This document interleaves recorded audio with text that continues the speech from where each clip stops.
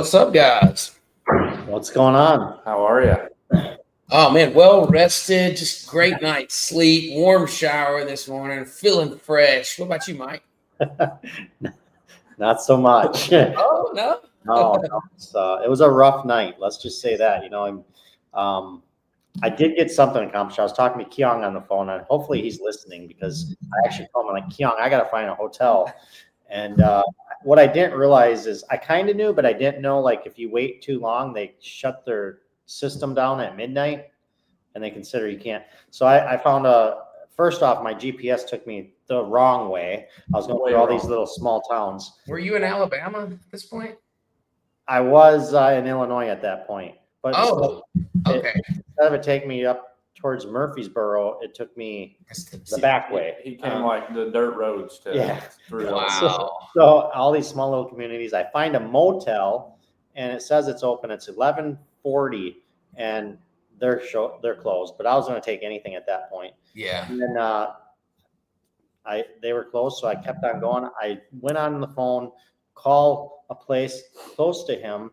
I wasn't going to get there until like 12:30, but I called him at 11:58. I'm on hold, and the guy comes on at like 12:02. I said, I need a hotel for tonight. He says, sorry, today's booking is, you would have had to call 2 minutes ago. I said, I've been on hold for 4 minutes. Like, just let me get a room. And he said, sorry, I can get you a room for 3 p.m. because that's when check-in is for checkout on Thursday. I said, no, I need to sleep from like midnight to 6 a.m. That's what I need. So needless to say, I slept in my truck. And then at about 2:30 this morning, I had somebody come try to open up my truck, and so yeah, it was a very good day. Good night. Yeah, good night sleep. Sounds great. Slept great. But we are here at Mr. Kyle Willenborg's shop, so we made it, and we're about 7.5 hours from home. So I'll be home. Nice. So Kyle, let's talk about you, man. Let's talk about your shop. Let a brief overview for the ones that don't know you that are following this. Give us a little context. How long have you been in business? And what do you guys do at your shop? So my name's Kyle Willenborg, like Mike and Dustin said. I'm from Topless, Illinois. Did you say topless? Topless? Topless, or as most people call it, two topless. Okay. Oh, nice. Small little town. I think there's 6,000 to 8,000 people that live in our town. I graduated high school in 2012. Always, like, through high school, was detailing cars, like, on the side. My brother started a business in our parents' garage.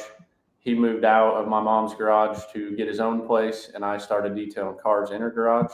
Mm-hmm. So we always joke the amount of money that little garage has made. Me and my brother always joke back and forth, like, we'd love to know the amount of money that went in and out of that garage. That's great, yeah. From there, got my own house, basically, and it had a 30 by 40 shed behind it. Still had a full-time job, was kind of detailing on the side.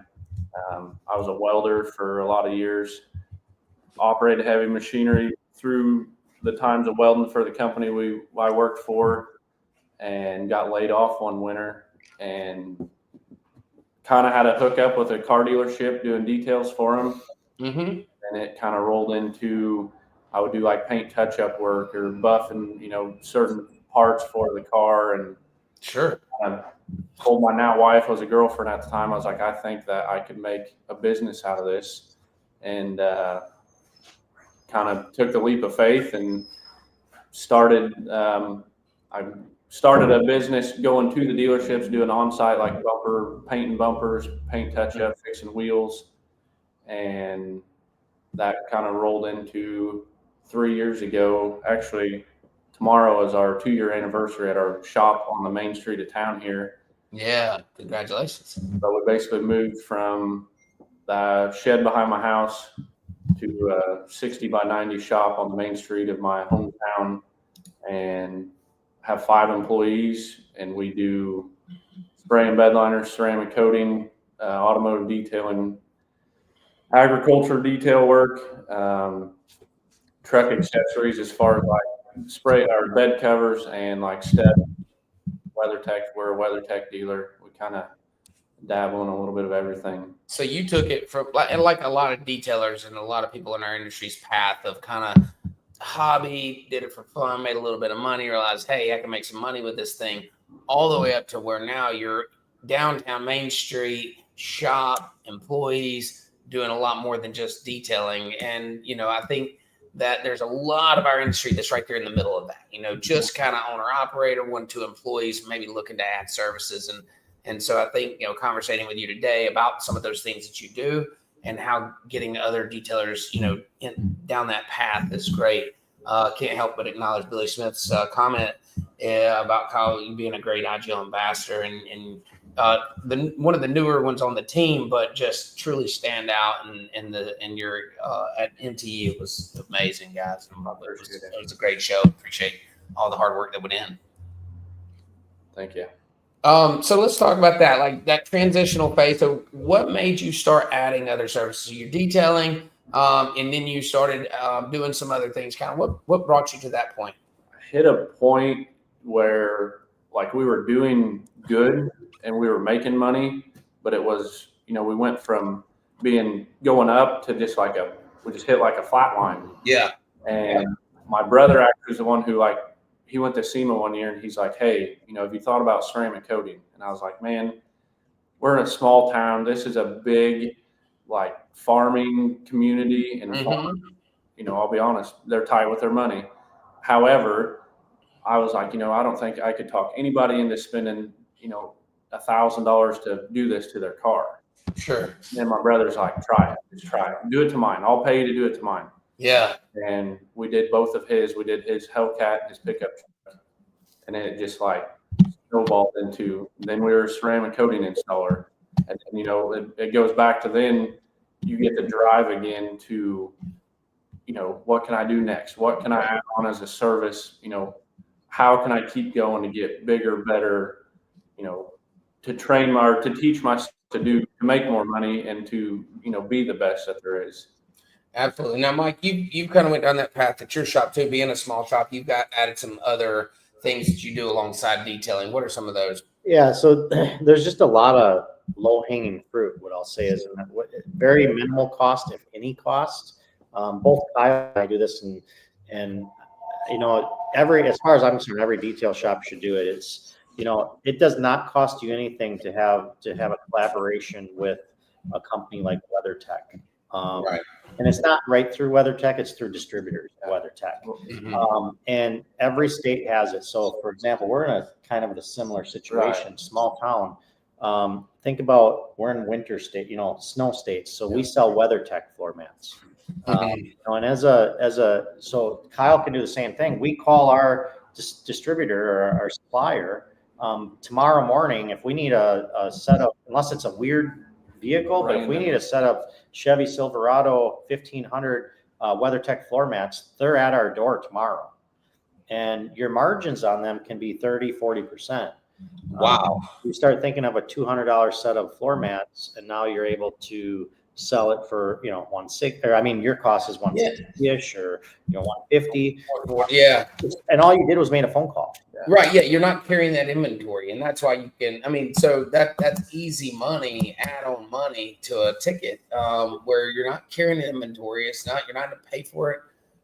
You're not carry a bunch of stuff you don't need. Yeah. And so we do anything from WeatherTech floor mats to tonneau covers are a big one.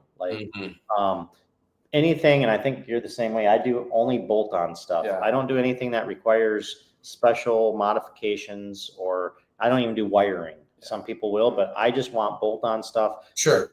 Mud flaps, WeatherTech floor mats, tonneau covers, and maybe some step bars. Nerf bars.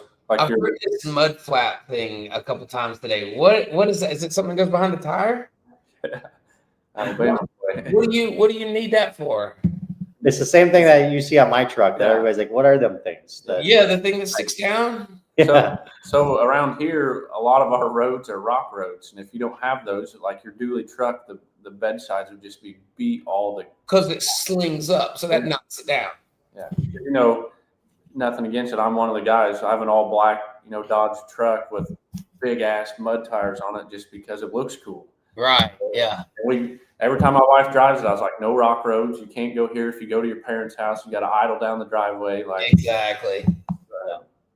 No, that's cool. That's funny. And so, thinking about detailing, you're absolutely right. There is a line, that one shop can generate. Now, if you think about, making bigger money with shops, usually the shop will only produce so much within one shop. Then you have to, add on shops. You have second location, third location, mobile units, whatever that might be. But if you want to squeeze the sponge per se in what that building can produce by adding other services, ceramic coatings, PPF, tint, bolt-on accessories, floor mats, things like that. Now that square footage of a building can now produce more income because you have more service. You've expanded your customer base. Yeah, and it keeps your customer loyal to you, right? Because now I talked to a really good, I won't mention because I don't want to, talk to a really good installer yesterday of ours.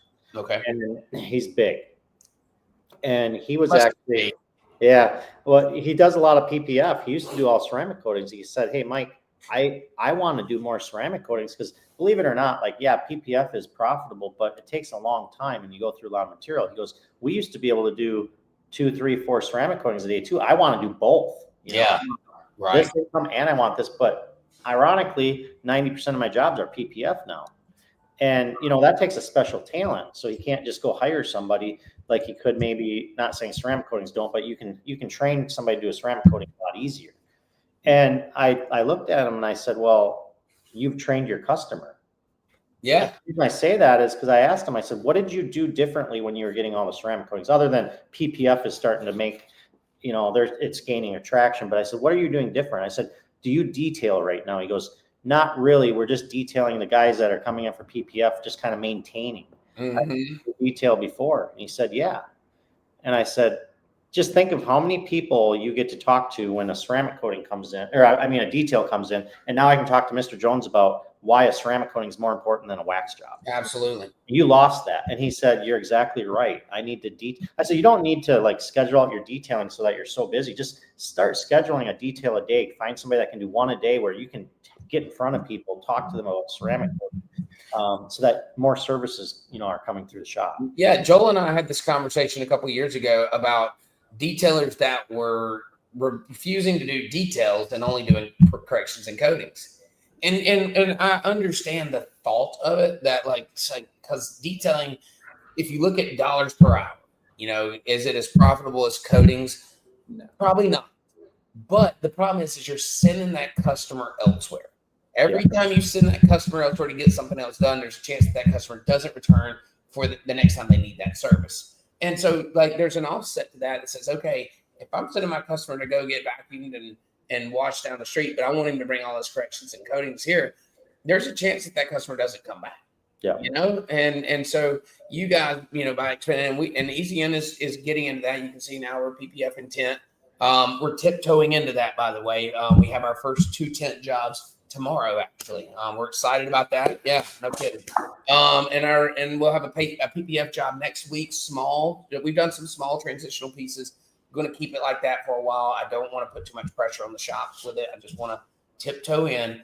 But that's something that by adding these other services, you become sticky. That's what we call in a software company, where someone comes in and they can't really leave because you do everything you need them to do. Right. Yep. And for me, somebody had mentioned at one point, like, how do you know you're good at everything you do if you do everything, or if you're in so many things? That's a great question. We do have guys strictly for detail, strictly for the ceramic coating. My wife installs all of our paint protection film here and is extremely good at it. I do have her in my truck. Yeah, I do. A lot of the spray and bed liners and most of the paint work myself. But just like that, how I got into the bed liners during COVID, our Ford dealership in town, they get all their trucks out of Michigan. Well, during COVID, you couldn't get the polyurea that's in a bed liner, so our Ford dealership wanted every truck on their lot to have a spray and liner in it. Well, I did some searching one night and found a company that had everything you'd need to spray bed liners. And I went back to the manager of the Ford store. I was like, here's the deal. I can do this for you, but I need guaranteed 30 trucks to pay for this system. Like, it's expensive. I don't doubt that I can't not do it. Right. Got these 30 trucks, because they had, 60 of them sitting on the lot. He's like, I'll give you all of them. Wow. And I called the next day. We ordered everything to do spray and bed liners, and we do 8 to 10 of them a week. Man, that's big. That's huge. And you don't know. Sometimes you got to take the risk. You got to have the conversations with the right people and be willing to ask. I think a lot of detailers are super prideful and they're scared to ask for what they need. I don't like taking no for an answer, but I will sit in front of you multiple times and let you tell me no before I actually take no for an answer. Absolutely. Yeah. No to me means not right now. Unless it's my wife. Unless it's his wife, then he runs. Yeah, same. I got to acknowledge Brendan's good morning. What's up, brother? Man, you want to talk about we had a strong team down in at MTE and Brandon and Billy and Kyle and Jordan Ray and there's Jesse. Look at that, Jesse coming in right on time. Man, I tell you, it was a great show. Let's talk about that for a minute. Kyle, was that your first time to MTE? No, so I used to go basically every year for my business. That's the first. I skipped last year, so it's the first time back. First time as far as like being a part of the show, which is awesome. I really enjoy, and I've always said, we get CEO classes in and out here all the time, high school classes. I love teaching. If I can, my end goal is I want this to be like just a training facility. I want to be of an age where I can sit back and teach people the things that I've learned over the years and how to do different things. Is my 10-year plan here. Mike just made a note of that.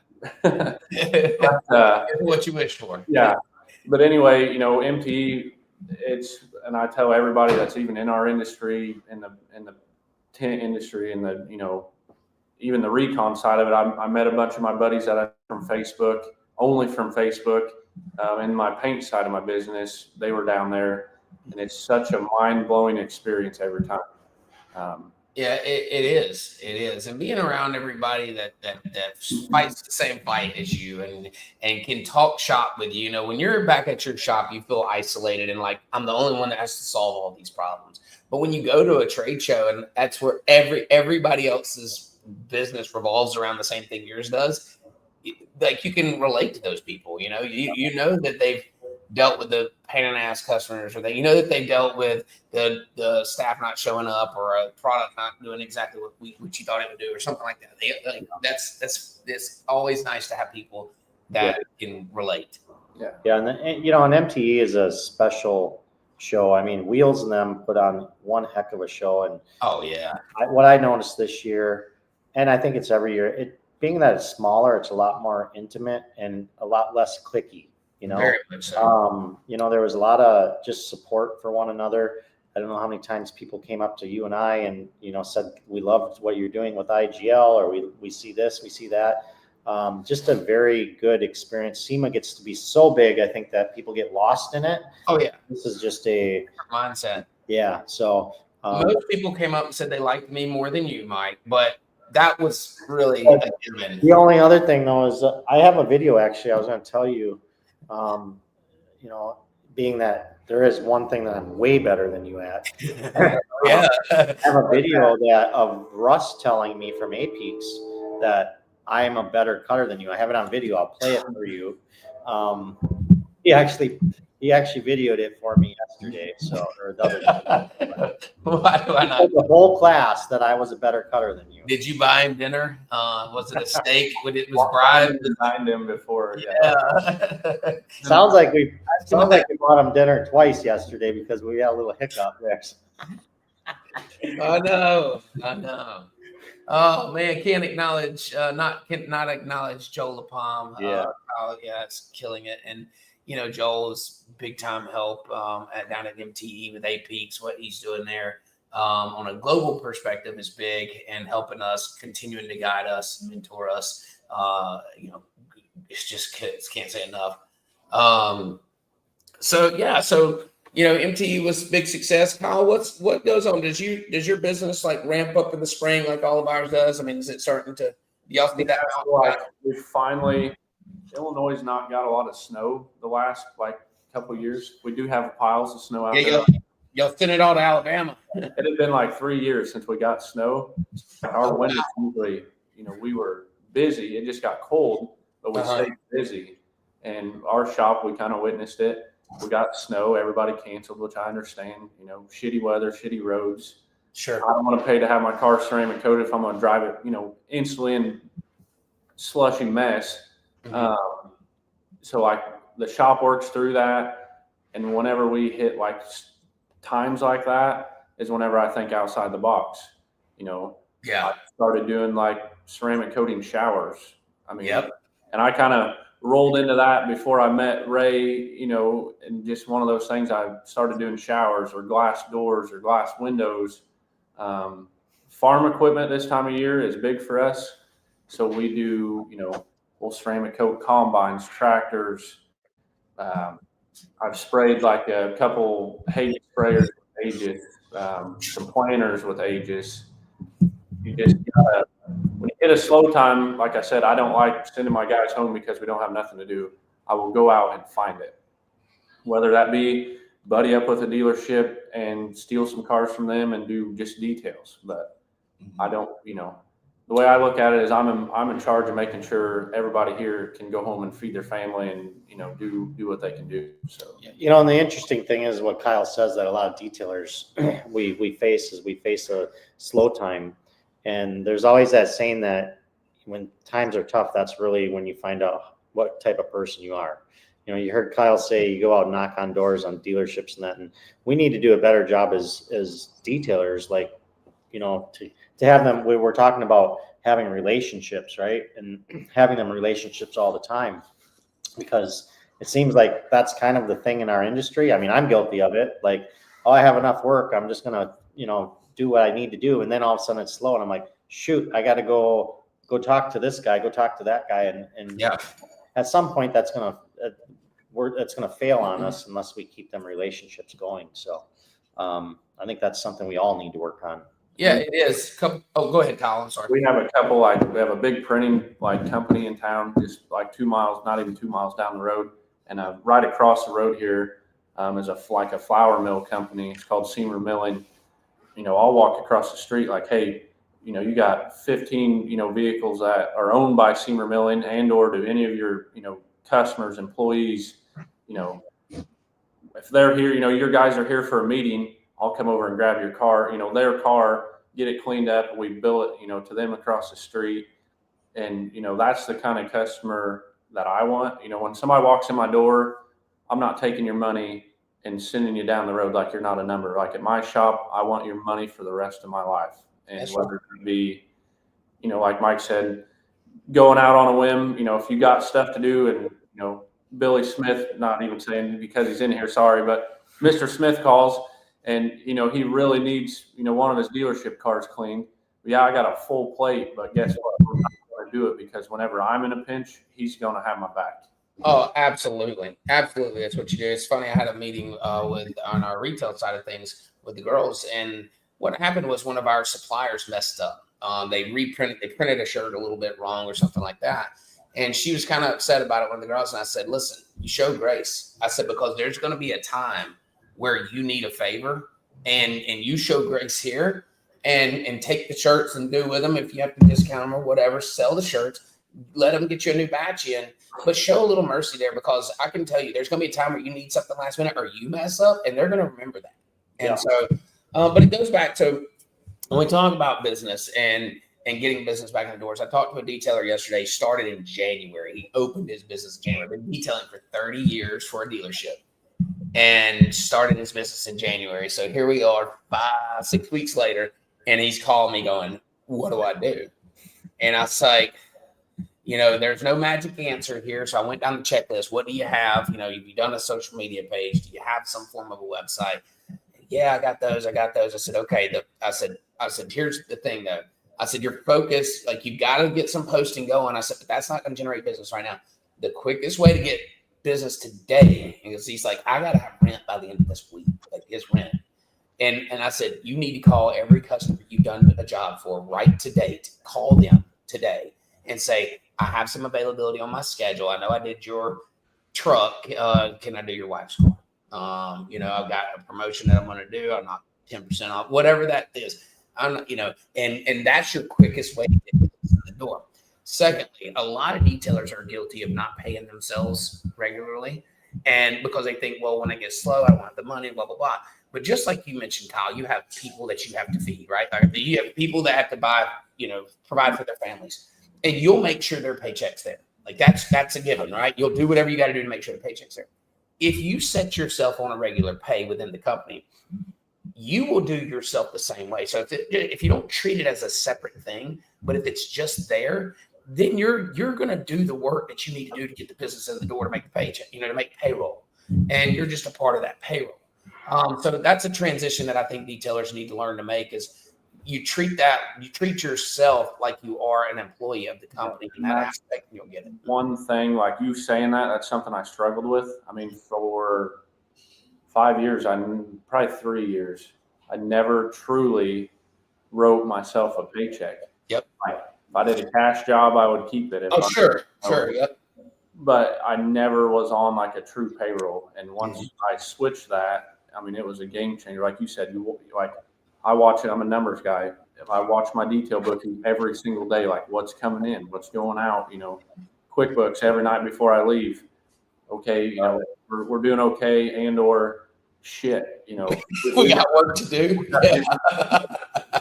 And, you know, it goes back to, you know, when you're slow, a lot of people close-minded, you know, interior details on a tractor, the cab tractor, we're getting like $400, and it takes 2 hours, and it sucks. You got to climb up. You know, we had to buy extended hoses for our vacuums. You know, some tractors fit in our shop, some like don't, so we'll just go to the farmers. Oh, I only got 1 or 2 that I want done. Well, guess what? When you get those 1 or 2 done, the 15 others that he's got in there, he's like, man, them turned out really nice, really clean. What can we do to, you know, can you work me a package deal? Well, then you're just boom, you're in the door. I ceramic coat a shitload of tractors, and how I got my first one is I did the guy's riding lawnmower for free. I said, I'll do this for free. You call me back. Get your foot in the door any way you can, and leave pride out there at the entrance. You know what I mean? Oh yeah. Listen, I'm not saying you let customers abuse you, but you gotta say, hey, sometimes you know what, I will do this for free, or I'm going to offer you this service at a discounted rate because I've got bills to pay, or I need to get my foot in the door here. You got to figure those things out and building relationships. I'm so glad that you are bringing that up because that's where we're at. And everybody for the last, I would say 5 years has talked about the buzzword scale and big business and can we reproduce it? And I'm as guilty as as everyone. It doesn't happen without relationships, and that's where our primary focus needs to be. And Mike's right; we don't spend enough time. We always do it when we have to, and not consistently. Yeah. So something as simple as a little follow-up campaign, a follow-up, you know, process that you do when the customer leaves. So we know when the customer leaves, because it's that time in which you've taken their money and you've kind of pushed them off by the wayside, right? Yeah. The relationship happens after the money is taken, you know, and so that process afterwards, building consistency in that turns into more business on the front. Well, and some of it's just making sure that when you receive that payment from that customer, that you book their next job. You know, that's what we do at our shop is like right away we're like, hey, you know, Miss Smith, you know, we do stay booked out. Do you want to book your next job 6 months out or 4 months out? They, you know, probably 65% of them will book their next job. Right. Now that's guaranteed work. Yeah. Yeah. You're building that queue of work. And if you don't put it on the books for that, yes, some may cancel, some may reschedule, but how many are not booking if you're not doing that? Like, are you getting, you know, if 6 out of 10 book, that's probably 6 more than you would have got in the first place. Right. You know? Well, cool. Great conversation. So, Mike, you're traveling the road. You visit some shops. Is Kyle your last stop, or? I think so. Yeah. I'm pretty sure. After last night, I'll get a bunch of calls and text messages as I'm leaving, and I always do my best if anybody's listening, and just if I don't stop anywhere else, just know that I've been gone for about 2.5 weeks, and it's time for me to see my family. So Yeah, it is. It is. so I'm trying to get home, and I don't want to I don't want to spend another night in my truck. I'm a little upset you didn't stop by my shop. I hadn't seen you in a while. Yeah, I know. Get in a little 10-mile. But today, the real reason that I'm at Kyle's, I mean, I'm glad that I'm here just to see his shop, but we're actually going to be, I'm going to let the cat out of the bag. We're working on, we're going to be spraying some samples today of our IGL armor. Yeah. This is our sprayed on bed liner. We say bed liner, but we'll fill you in with more of that. So we're going to play with that for a few hours. And then guys, get ready. I've had some good conversation with Keong about some stuff that we're going to be releasing. So I'll just put the carrot out there. I'm not going to say any more because I have a big mouth. You've truly embraced the Joel role, like in its entirety, and just giving everything away. And like, here's what we're doing. And I'm always like,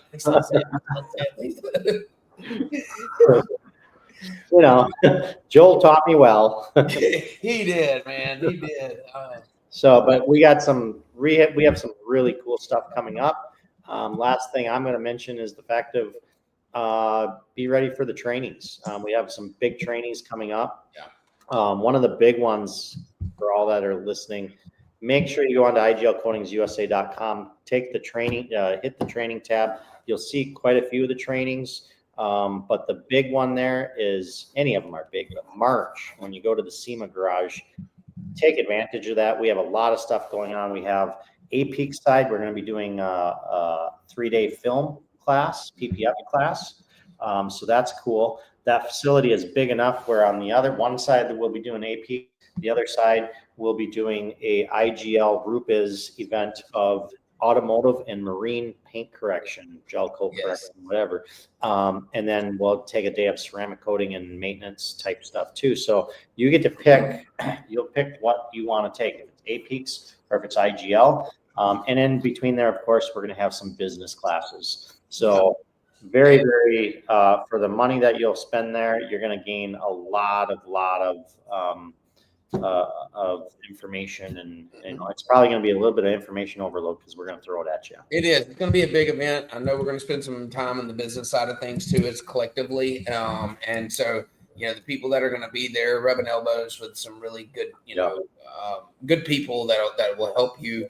And so that's a big event. You also got just real quick, Dustin, that just for those that want to double dip, not in the ages and not in the IGL and the APEAKs, but that's Wednesday, Thursday, Friday. Then Saturday, Sunday, we go down the road about 45 minutes or so. And on Saturday, Sunday, we'll be having ages. So take advantage of that. Get the RUPIS IGL or the APEAKs, and then on Saturday, Sunday, go do the ages class. If you're already traveling, you might as well take it all at once. Absolutely.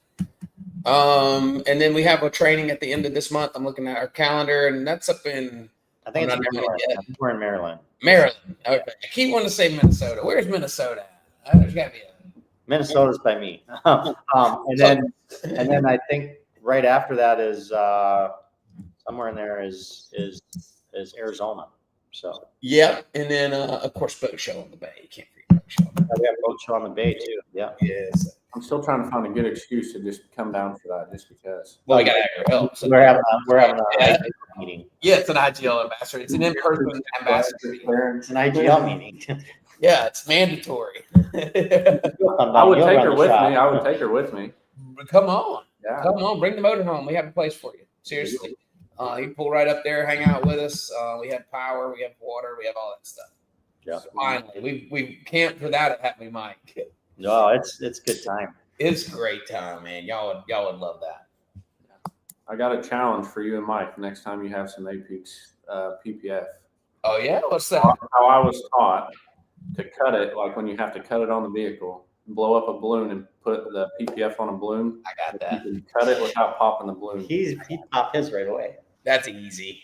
That's easy for me. I like guys like Dustin. They really get the paint. I got to come back and he can't without cutting his face. How's he gonna cut a balloon? Right. Oh no, I'll ace that. I popped a lot of balloons before I got good at it. I'll tell you that. All right. We got any more comments? Brendan, say no more. I'll be there. There we go. Which There we one? go. Willenborg show on the bay or all the trainings? All of the above.